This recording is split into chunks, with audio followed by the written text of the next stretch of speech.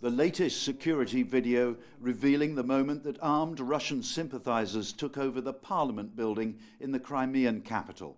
Now unconfirmed reports of thousands of Russian troops moving into Ukraine's autonomous republic.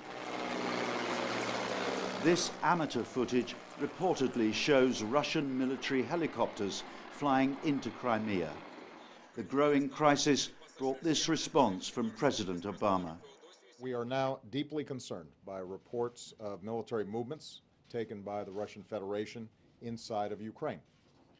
Russia has a historic relationship with Ukraine, including cultural and economic ties, and a military facility in Crimea.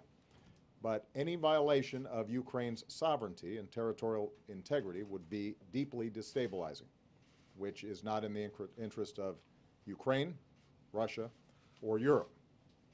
It would represent a profound interference in matters that must be determined by the Ukrainian people. It would be a clear violation of Russia's commitment to respect the independence and sovereignty and borders of Ukraine and of international laws. The fear amongst politicians here in Kiev is that Russia has now embarked on the annexation of Crimea. Whether that happens quickly over the coming days or gradually over the coming weeks and months in a war of attrition, they can see part of their country possibly slipping away from their control. In Crimea, tension built throughout the day after troops in unmarked uniforms entered 2 airports. By late evening, it prompted this strong response from the acting Ukraine president. The Russian Federation has begun open aggression against our country. On the pretense of training, they've brought their military to the Crimea. They've not only seized the parliament of the Crimea, they're trying to take over the control of the civilian services and communications. And they're trying to block Ukraine's military bases.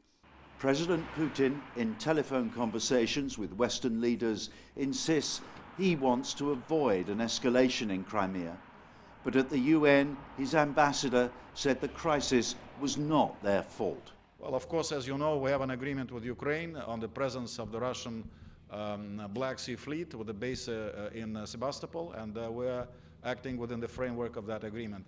Ukraine's new leadership says it will not be provoked into a military response.